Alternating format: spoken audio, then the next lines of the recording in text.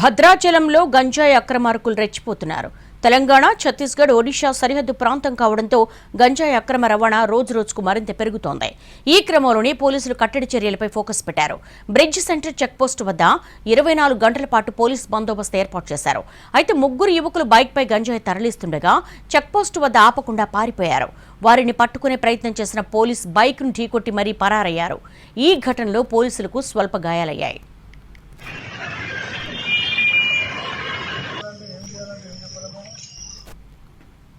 Hello Khammam, మీ లలిత jewellery మన ఖమ్మంకి వచ్చేసింది. బ్రహ్మాండమైన ప్రారంభోత్సవం వైరా రోడ్ ఖమ్మం.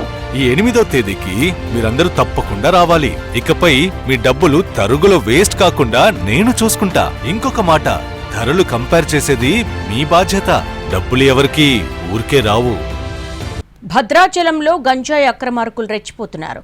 తెలంగాణ, ఛత్తీస్గఢ్, ఒడిషా సరిహద్దు ప్రాంతం కావడంతో గంజాయి అక్రమ రవాణా రోజురోజుకు మరింత పెరుగుతోంది. ఈ క్రమంలోనే పోలీసులు కట్టడి చర్యలపై ఫోకస్ పెట్టారు. బ్రిడ్జ్ సెంటర్ చెక్పోస్టు వద్ద 24 గంటల పాటు పోలీస్ బందోబస్తు ఏర్పాటు చేశారు. అయితే ముగ్గురు యువకులు బైక్పై గంజాయి తరలిస్తుండగా చెక్పోస్టు వద్ద ఆపకుండా పారిపోయారు. వారిని పట్టుకునే ప్రయత్నం చేసిన పోలీస్ బైక్ను ఢీకొట్టి మరీ పరారయ్యారు.